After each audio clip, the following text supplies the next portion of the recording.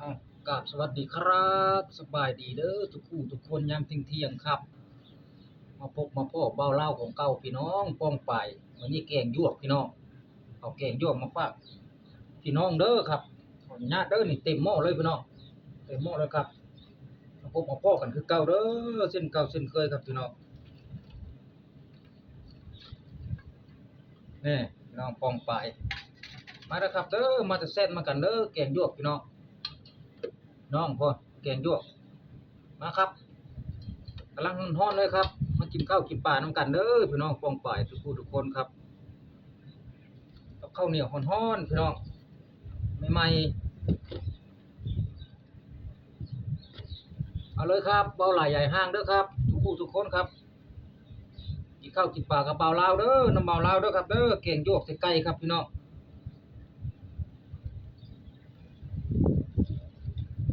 มีใบอีตูน้อยใบอีตูอ่อนอีกครับพี่น้อง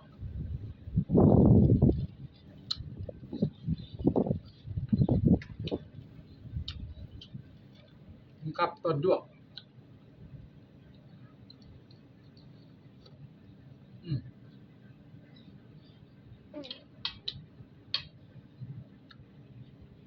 อาหารลาวเฮาครับพี่น้องแกงโยวกใส่ไก่ขึ้นจังไห้จากนาแล้วโอ้พี่น้องป้องป่ายเอ้ยแซ่บเท่าไดมาเด้อครับเด้อทุกผู้ทุกคนเด้อ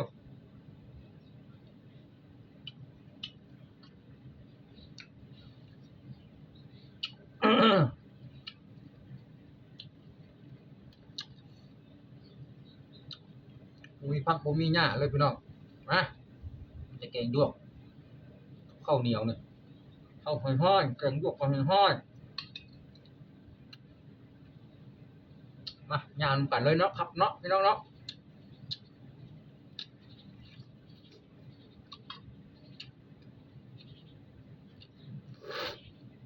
อ่ามื้อนี้มีมนต์มีกระถายอีกแล้วพี่น้องต้องได้เป่า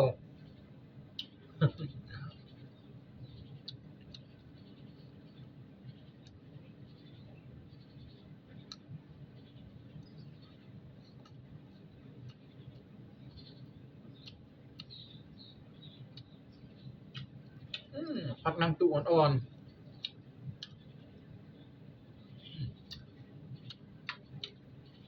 ผักนางตูแต่มันจังหอมพี่น้อง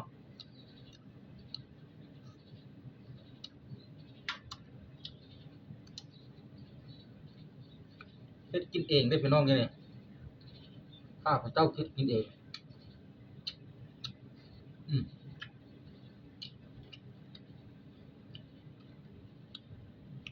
สีมือข้าพเจ้านี่ถ้าได้กินแล้วสิติดใจพี่น้องแซ่บ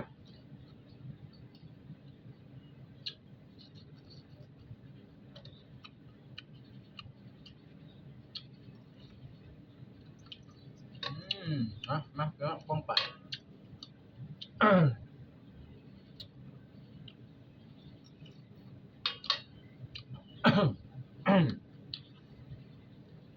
ม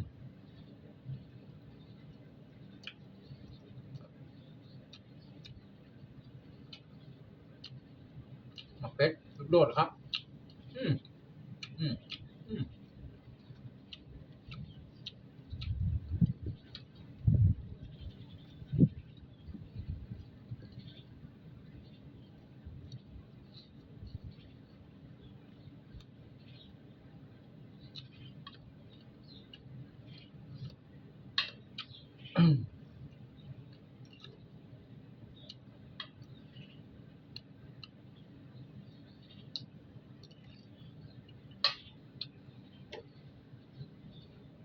อืม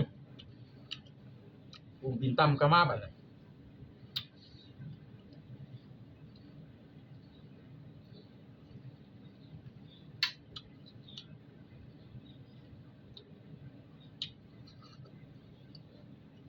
อืม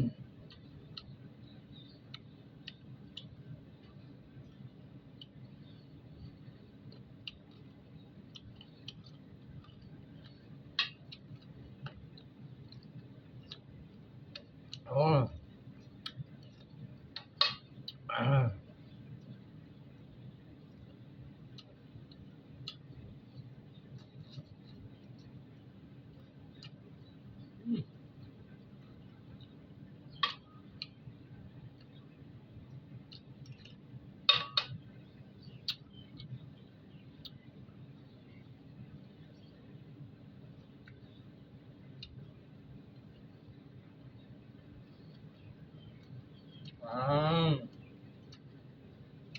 ตำพี่น้องเอ้ย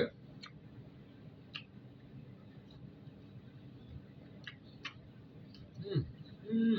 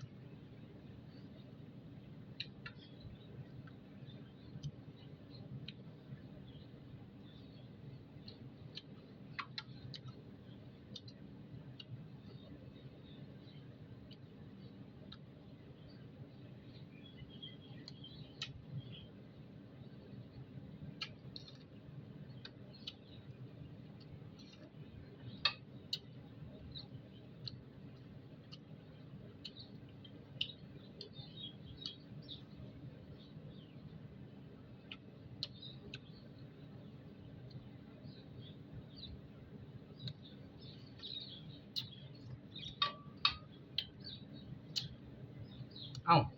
คลิปนี้พอเพียงนี้เนาะพี่น้องป้องป้าหอมคอแกงไก่ป้าพี่ป้าน้องฝากกดไลค์กดแชร์เบาเล่าวหน่อยเด้อพ่อแม่พี่น้องป้องไปทั้งหลายก็ได้